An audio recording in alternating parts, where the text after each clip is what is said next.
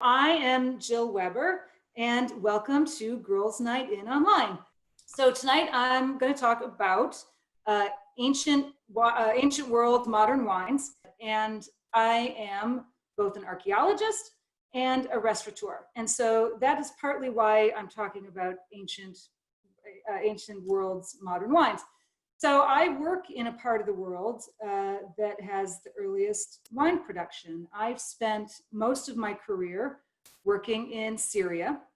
I've also worked in Turkey and in Oman, in Armenia, Iraq, and I currently work in Iraq and in Italy. And Italy, of course, is another wine region, but it is not an ancient wine region, and that maybe is going to sound a little strange to you all, and I will explain. So when I say ancient world's modern wines, what do I mean? Well, I think a lot of you may have heard of old world wines or new world wines, but maybe you haven't heard of ancient world wines. Now, to me, ancient world wines are wines from parts of the world that had wine production prior to those parts of the world we now call old world. And that would be, so the old world being France, Italy, Spain, Germany. But what I'm talking about are places that first had wine production. And that includes the Republic of Georgia. That includes the modern country of Turkey. That includes Armenia. That also includes, for instance, Bulgaria. So the other thing these places have in common is that they started out with early wine production. And in fact, Republic of Georgia has wine production, we believe, from at least 8,000 years ago. So if you're ever on social media and you, for instance, see a hashtag that says 8,000 vintages, that's what the Georgian Tourism Board and Georgian Wine Production like to say about their wine. We've been making this wine for 8,000 years. This is our 8,000th vintage. So that's clearly a lot older than, say, Italy. And although Italy has had wine being produced there for a long time, for probably, I think the evidence takes us back about 4,000 years. But it's been continuous. So not only is it not as old as the winemaking in Georgia, it's also not, it also is continuous. And the wine in Georgia is not continuous. So it had to stop.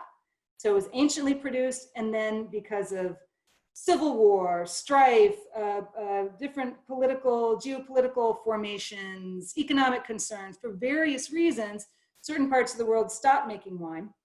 And that's why we don't think of them so much as wine-making places. So today we're going to talk about three of them a little bit more in depth.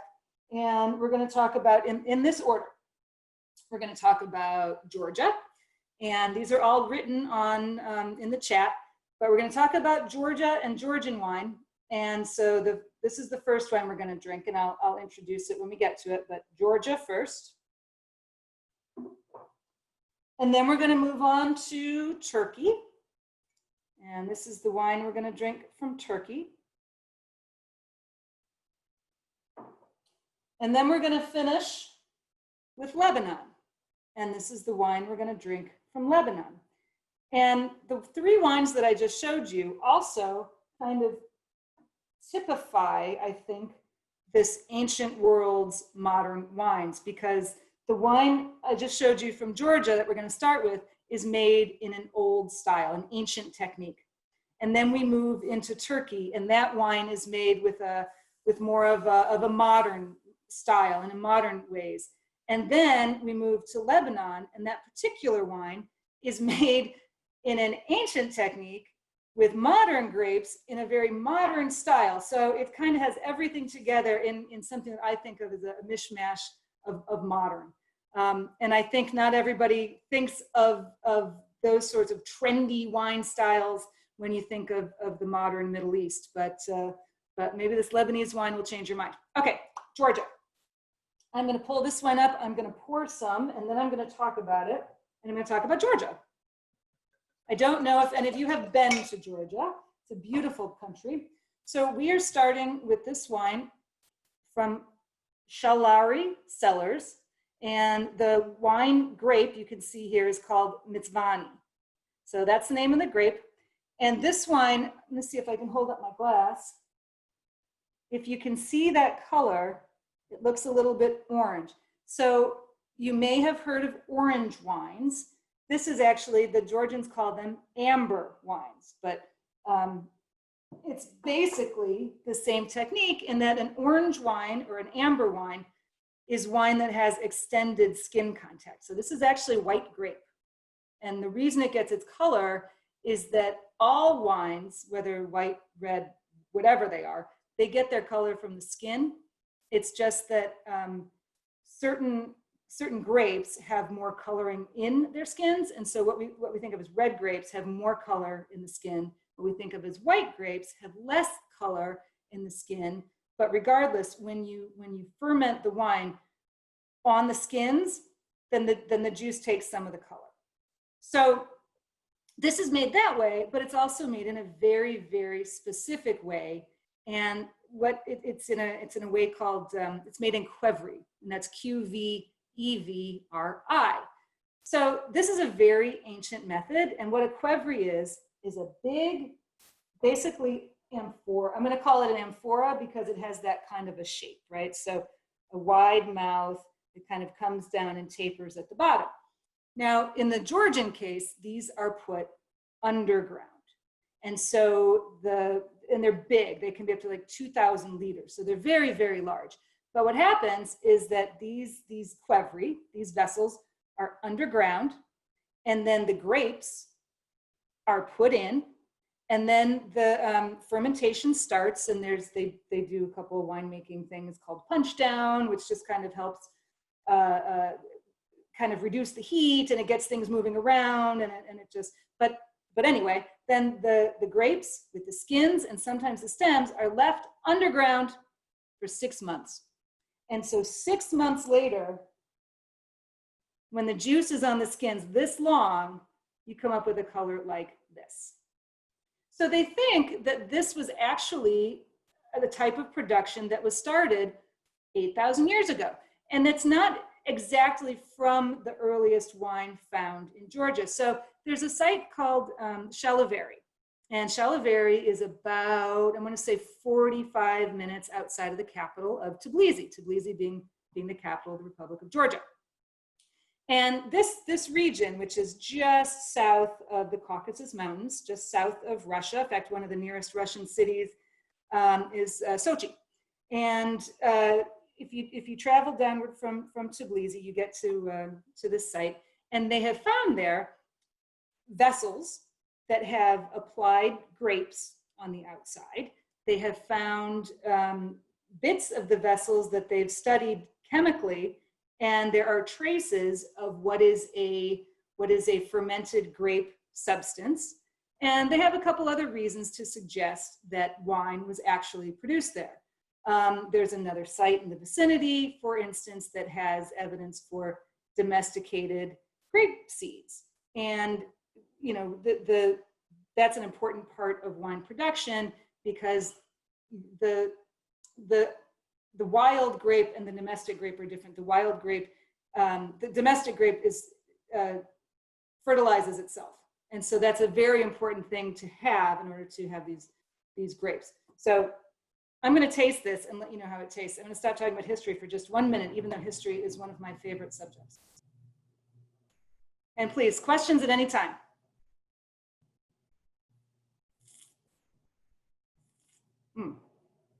Okay, so when you look at this, you might think that given this color, it's going to taste, I don't know, sweet or thick or just overpowering or something. But what I've found is that these wines taste so incredibly fresh. There's an acidity to them that kind of belies the look. They get some minerality. They do have an overwhelming flavor, to me, of dried apricots, and also like a jasmine or oolong tea or something like that. You definitely get almost a black tea apricot flavor. And anytime you have a wine and it looks like this, and you taste apricot and black tea, it's from Georgia. I can guarantee it. Mm. So Mitzvani, which this is made of, is one of the main Georgian white grapes. One of the others is archaeologist, which, depending on how into Georgian wine you are, you may or may not have heard of.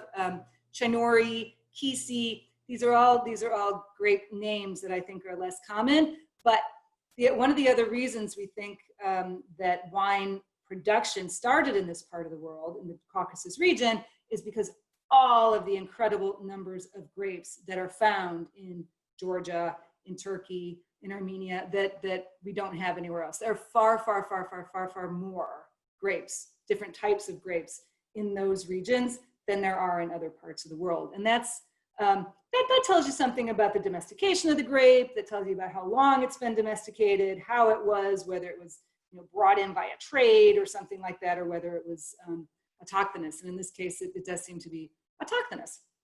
So let's go on talking more about this type of production, which is the Qvevri production.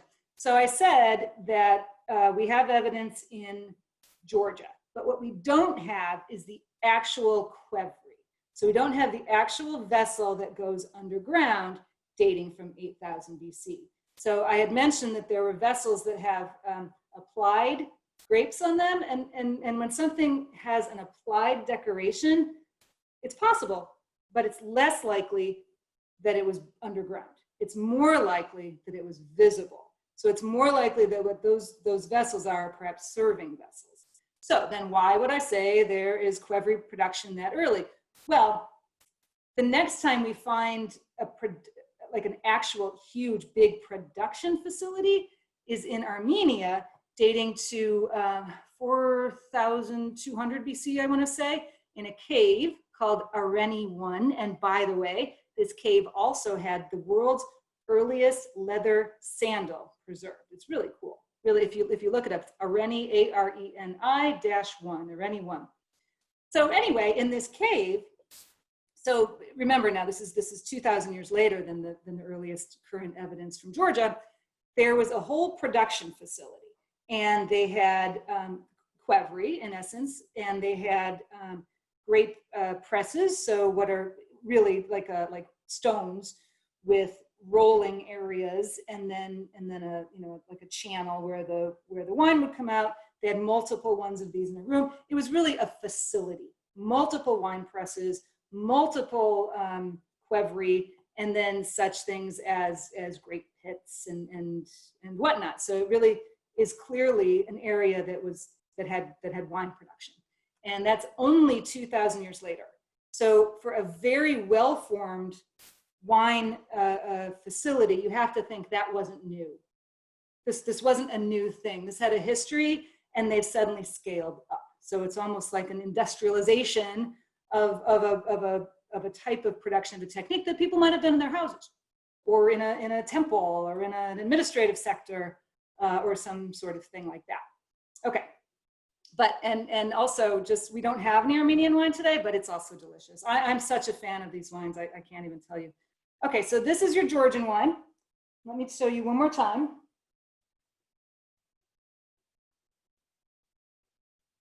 Shaulari Cellars, and the way you pronounce the grape is Mitzvani. And this is 2015, which is basically what you're going to get right now if you're drinking Georgian Amber wines. We're pretty much in the 2015 vintage. I really love the smell of these. I have this thing, I know a lot of people don't feel this way about wine, but I could literally sniff it all day long. I just think that's one of the best parts about it. Obviously it tastes good too, but all right, one more sip. Okay, now, and so here we have wine from the Republic of Georgia, possibly making wine from 8,000 years ago. And this is in a very old traditional technique, the Qvevri style, which produces these amber wines. Okay, now we're going to move to Turkey. So the wine that I have here, and mind you, these are all white wines today. I don't know why. Oh, it's summer, I guess. That's right. Okay.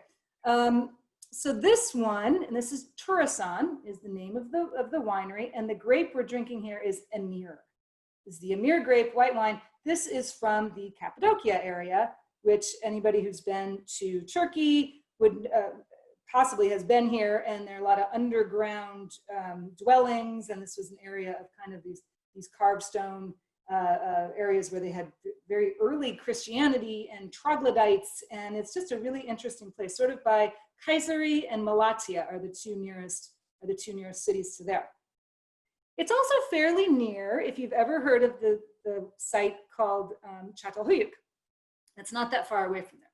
So I bring that up because Turkey is suspected by some people of possibly, maybe having wine earlier than Georgia. There is no evidence for that yet, not at all, but it is a possibility, and it's been suggested by some people.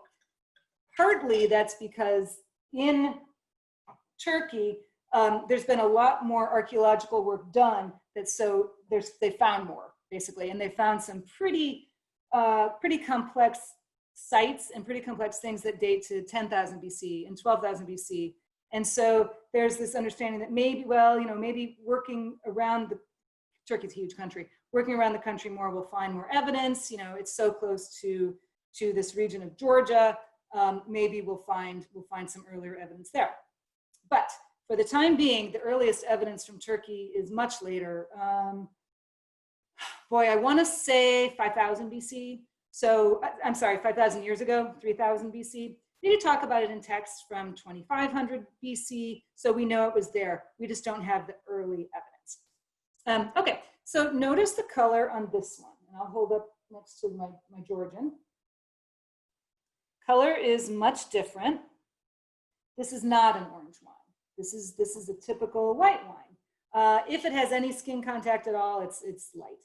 So this is wine from an ancient world country, but that's made in a modern way. It's fully modern.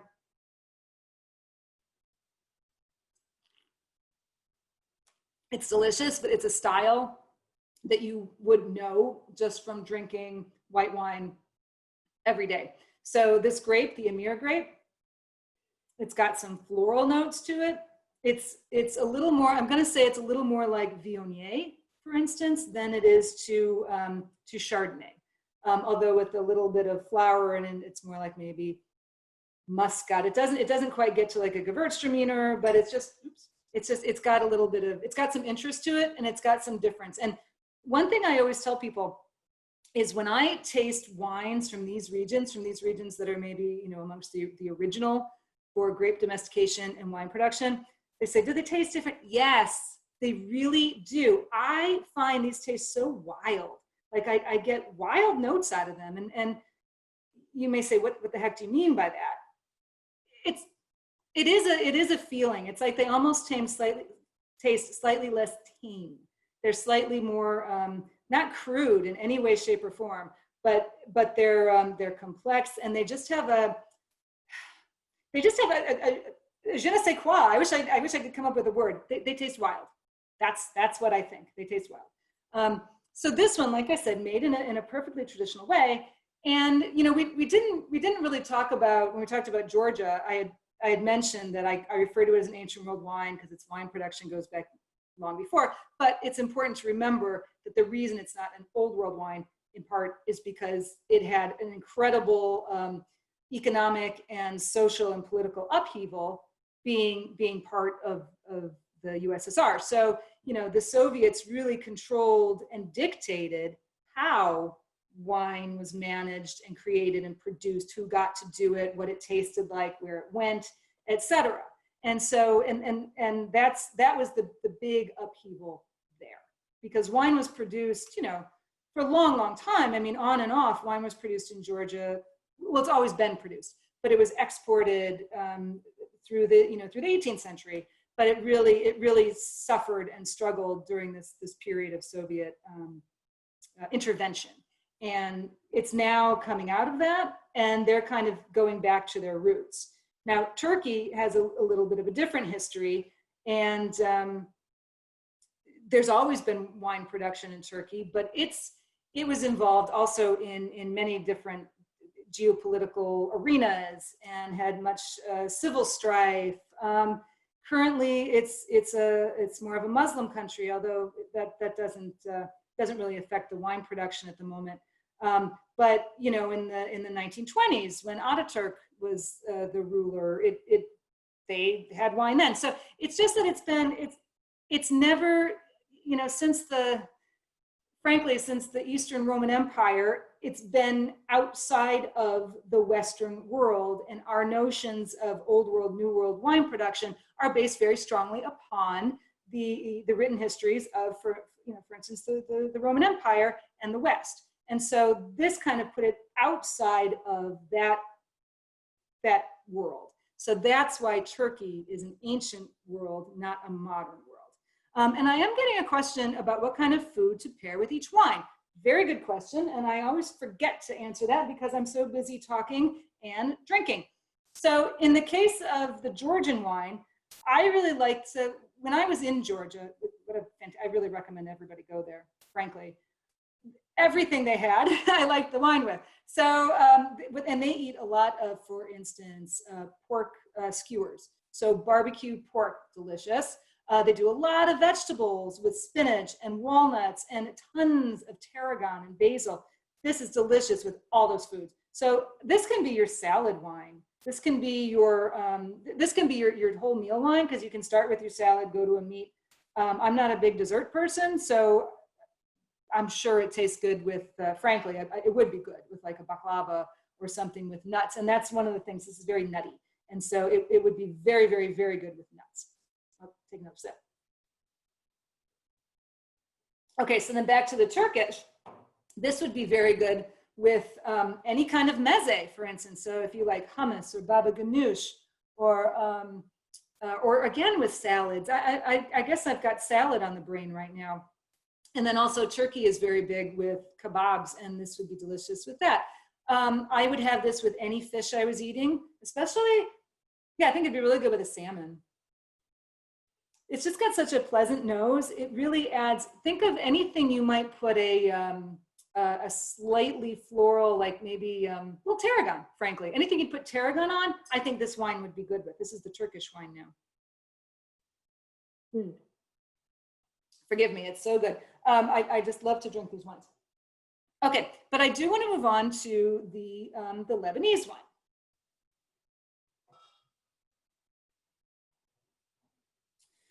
Now, Lebanese wine is definitely not as old as that from Georgia or as that from Turkey. So when we're really talking about antiquity and when we have this evidence, we've got Georgia 8,000 years ago.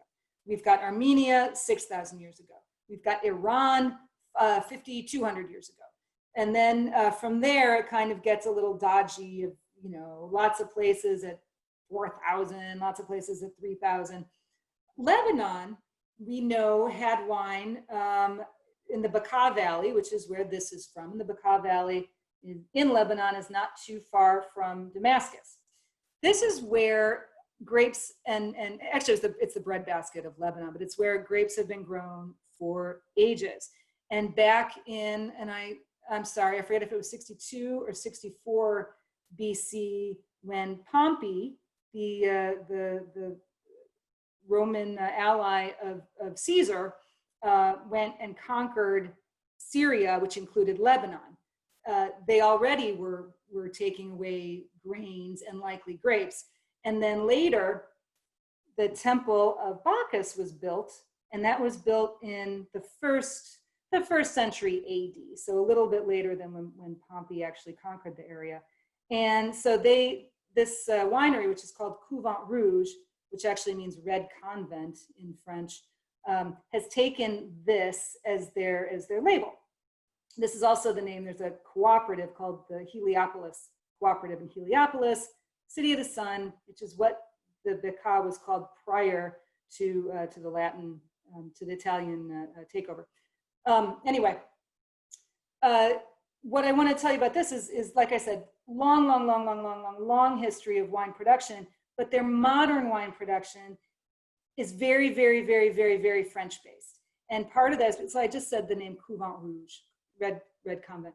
Part of that is because wine regained popularity during and following the French mandate. So the French were in Lebanon for a long period of time. And when a wine revival started in the last century, you know, they turned to the French. And so they would bring in French consultants, bring in French winemakers, go to France themselves. And so there's always been this very French influence on Lebanese wine. It's very good wine. It has been for a long time. But now they're actually going back to their roots. Part of this has to do with global upheavals. So obviously they have had strife for a long time in Lebanon, long time, decades. But more recently, the strife on their Syrian border has brought lots and lots of refugees. So this wine happens to be made by a Syrian refugee.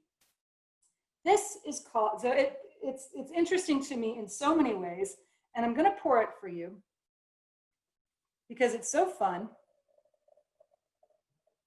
So this wine is actually called, it's Couvent Rouge, Lebnat Gold. And Lebnat just, it means Lebanese petnat, and petnat is pétillant natural. And when I said to you earlier that they were using ancient techniques in a modern way and doing things, pétnat is one of the oldest techniques. It's a method ancienne. It's different from champagne style because in champagne style or with cava, there is a secondary fermentation that's completed before, you know, in the bottle, but then completed before it's capped up and sent off on its way. This is not, the fermentation, this is not completed. And so it's a little bit unstable, and which is, it makes it exciting actually for some people. That's not the only reason it's exciting and good, but it's one of the fun things about it.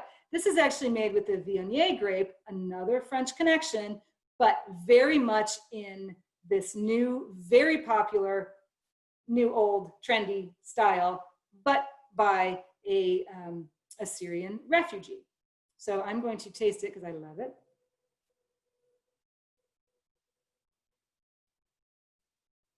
So this wine is so good. And I knew I wanted it. As soon as I saw that it was being produced, I thought, I'm buying it, I'm buying it, I'm buying it. And I really didn't care what it tasted like. I just wanted to try it. But as soon as I tasted it, I was so excited. I mean, it truly is one of the best bottles of bubbly I have had in so long. It's fresh and it's bright, and it's got, and I've asked like several people who have tried this with what on earth is the fruit that they taste in it. None of us can figure it out. It's almost like overripe melon, but maybe with some white peach, and then maybe with some pickled watermelon. I don't know, all sorts of lovely, wonderful, complex flavors. And this is being made in Lebanon. And I'm not surprised, but I think that some people are surprised to hear that, because might think of Lebanon as a very, yes, as a very old country, which it is, and winemaking there, which is very old, albeit interrupted. So thus, again, it's ancient world, not old world.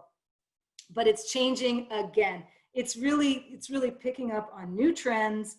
It's picking up on new people. It's doing all sorts of innovative, wonderful things. And I think it's like the wine of the future, as far as I'm concerned.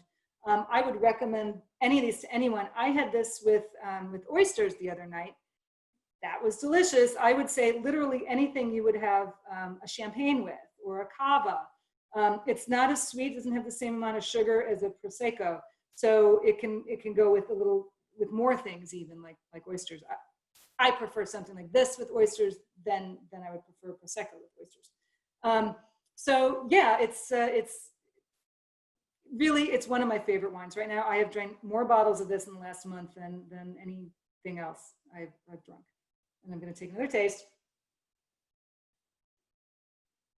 And I'm really curious how many of you listening, watching, have had wine from Republic of Georgia or from Turkey or from Lebanon, because I think they're really overlooked regions for the reasons I said. Wine production is ancient there, but for a variety of reasons, it's been interrupted in the past centuries. finally starting to come back, finally starting to mature again. And I think once you restart your wine industry, it has to mature.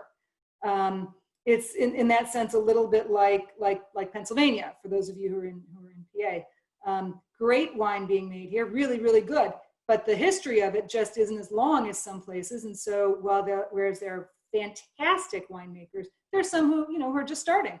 And there are some grapes that have just been planted. Everything about wine needs time and experience. And so these parts of the world where it's been made for a long time, they couldn't just come back, all of a sudden perfect and expert. They've been around a while. Wine production in Lebanon and Georgia and Turkey, even this newfound production has been around for a while, and these are now mature.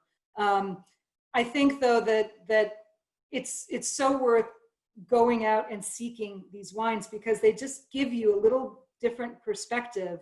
They have a different tradition. There are different people making them than, say, wines from either the new or old worlds, and they just offer something a little different. It's not your everyday wine. Sometimes it's better, sometimes it's worse, sometimes it's the same, but there's a difference to it, and I think it's a difference that is far worth getting to know.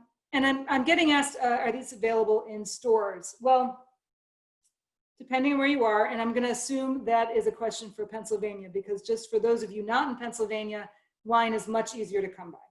So in Pennsylvania, I'll tell you actually, Jet Wine Bar sells this one, and currently that's the only way I know to get it in Pennsylvania, is at Jet. We also sell this one, and again, I don't know of that being available anywhere else but Jet. And you can always either go online and order that. You have to pick it up, but or just you can always write me. I'm Jill, Jill at jetwinebar.com.